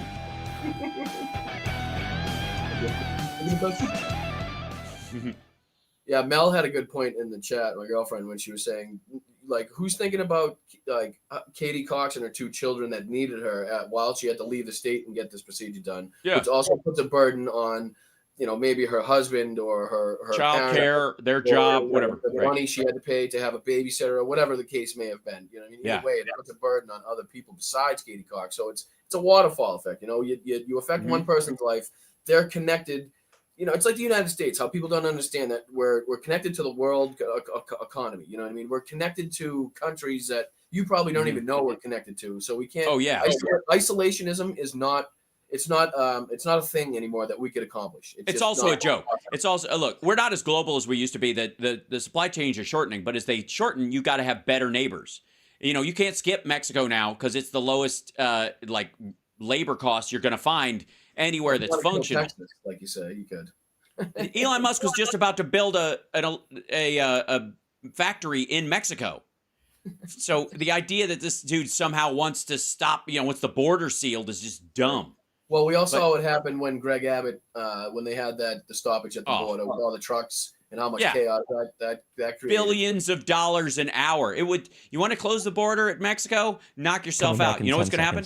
Thank you. All the stuff that's worth the damn is going to be routed through Arizona and California. All the business that was done in Texas through there is going to be done in Southern California and Arizona. Arizona will see the biggest influx of functioning business ever. I am happy, you are happy. Let us be happy together. Whether the weather is cloudy or sunny, I will always be your funny honey bunny. I am lucky, you are lucky. Let us get lucky together. Whether the weather is cloudy or breezy, I'll be there to say, hey, come on, let's take it easy. Because isn't it nice to have the friends that you do? And isn't it nice that the sky is so blue? And isn't it nice to say I love you, chugga chugga choo choo, woo woo. I am smiling, you are smiling. Let us smile together. Whether the weather is cloudy or stormy, I will still be there in the morning. I'll be right by your side in the morning. I'll make you breakfast in the morning. I hope that you like cereal. Yay! Can I just say, our Kate McCucci well. She actually had a lung cancer surgery recently. That's right. Happy birthday, Benny Loco. I missed it. I'm sorry.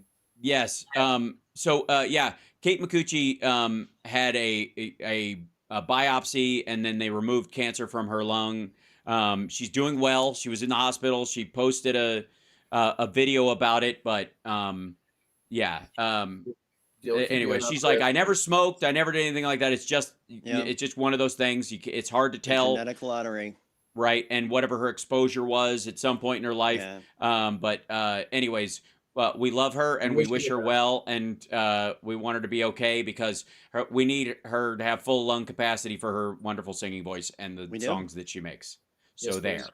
Yeah. Now I have a piece of like a happy ending, good news, and then do we have a couple questions for Boston Brian though that I want to? We do. The first one I want to jump to is where can people get that sweatshirt, Boston Brian? Oh yeah, that's a good question. This is one of my girlfriend's designs, Mel, and I believe you get them on Get Dem Shirts at my Shopify /my Shopify. So. Get Dem Shirts. My shirts. Get Dem Shirts. Dem Shirts. Yep. So like Democratic merch type. Right. That's where we were going with that one. But I happen to like this one. I really like it. Yes.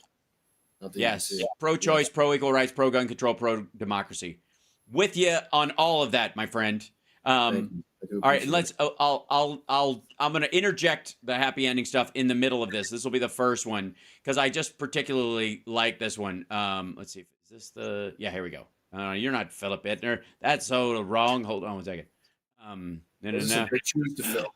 They are. They're very big. Do I go? Good morning, guys. Okay, we'll get it in there. I'll fix it in a second. It's all right. There we go.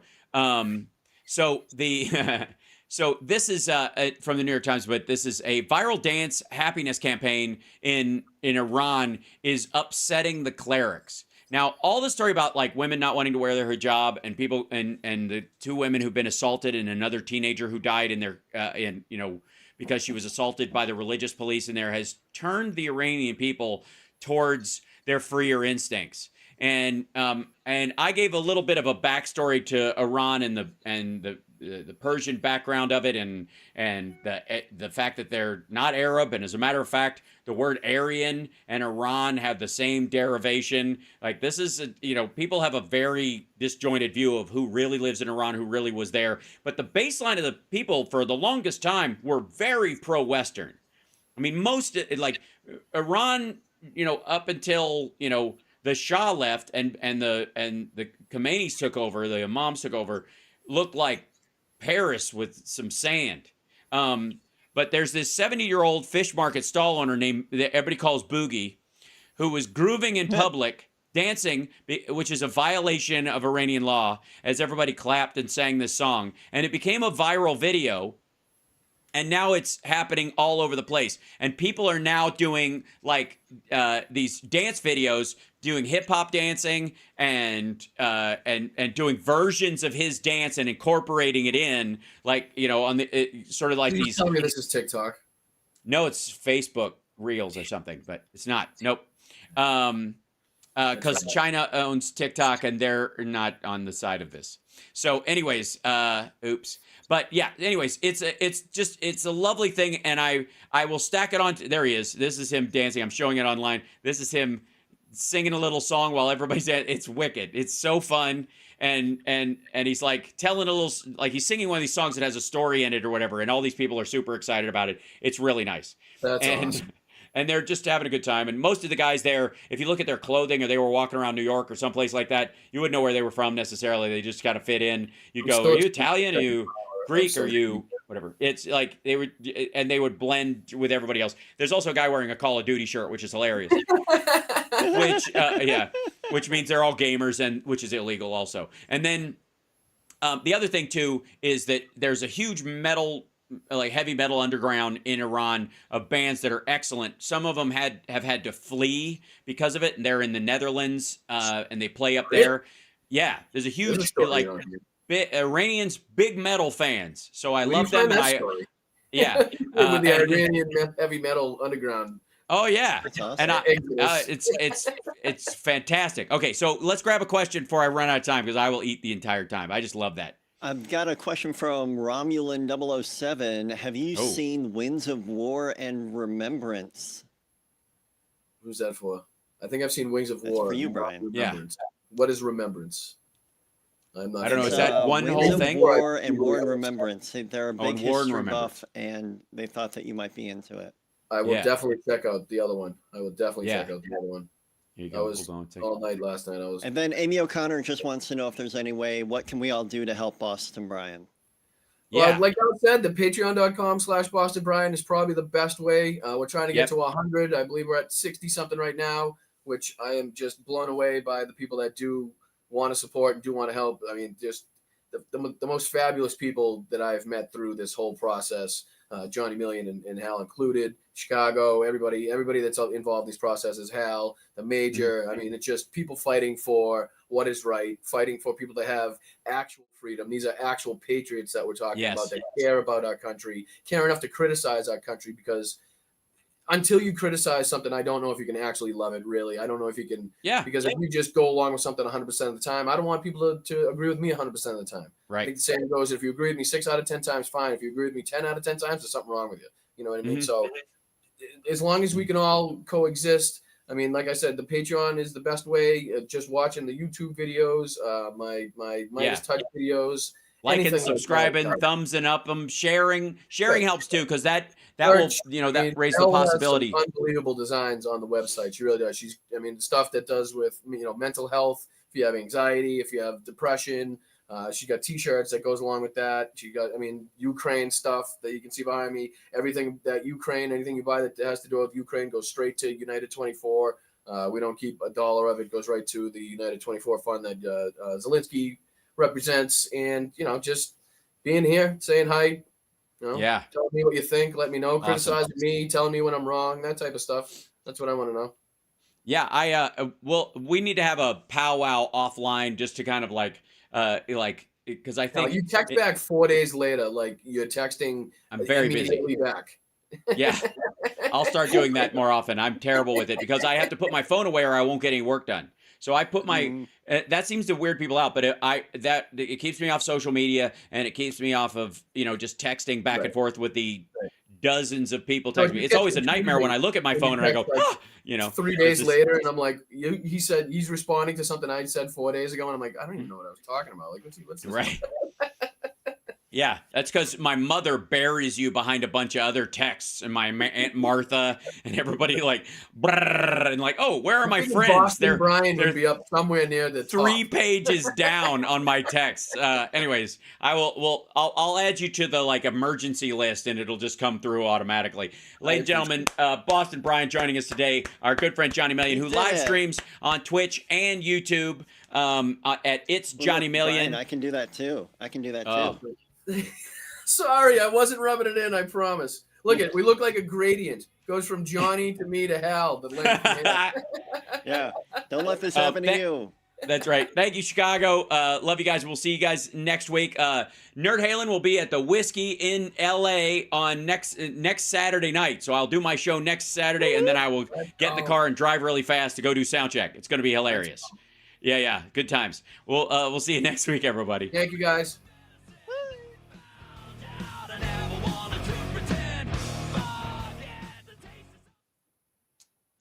Thanks, Johnny. Thanks, Boston Brian. Thank you, buddy. Like I said, I'll be in Cali the 20th to, I don't know what you're doing. What are you doing for the holidays? You around? You stay in Vegas? I go the 26th. We go back east, but I'm in Vegas most of the time, except for the 23rd when Nerd Halen plays at the Whiskey. So you got to come up and see Nerd Halen. Oh, absolutely. Was that? At the Whiskey where I do the jam in L.A. in Sunset. Yeah. The same place we went to the last place? Oh, word. Yeah. Yeah. Absolutely. Hold on. I will hold 1 second, and I will show you. I will give you a hint of what we're adding to the show because it's kind of cool. I hope he comes back with a lot of cats. I got to figure it out with Mel. We got a lot of activities planned for the Christmas. I like it.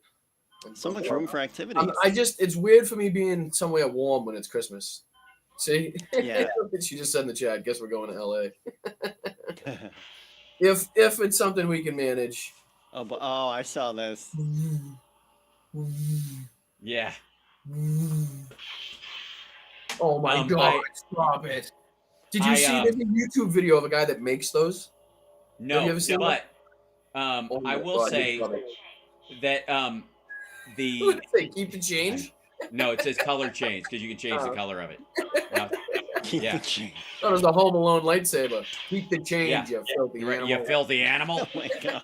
So, just for Van Halen fans out there, during Jump, during the keyboard part particularly, David Lee Roth would do a sword form. Yeah. I just thought, as nerds, I should do the sword form, which it's a double broadsword form with 2 lightsabers. So I got 2 of these, and now they are. What do those go for? Are those big bucks? No, this was really cheap. It was crap. I had to them, right? They're really nice ones. Right, believe me, we went to Disneyland, and I was like, I should get one of the good ones for Disney, from Disneyland that you get and you make yourself and whatever. They're like $200 fucking bucks. I'm like, I'm not gonna tour with one of these goddamn things. So I went online and I found this shit knockoff, and they were like $48, and I got 2 of them so that I could do the form. Like Disneyland now. What? The prices at Disneyland must be outrageous now. You know how much Disneyland costs? It costs Donald Trump's whole idea that we're in hell, because I guarantee because I posted a picture from there, and some people were fucking They snots said it was about busy, like, right? Yeah. you can afford to go to Disneyland while the rest of us were like, it was No, like it's they something got only ya. They like got it's ya.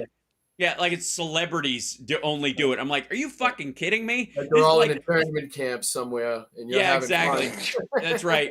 Meanwhile, yeah, and whereas like everybody there, you know, like 9 family members rolling in From hot. all over the country, I would imagine, right? Yeah. You know what I mean? Not Well, just from the and California. LA locals. There's tons of LA locals. Right. Yeah. So like because they can get a SoCal pass, so it's cheaper.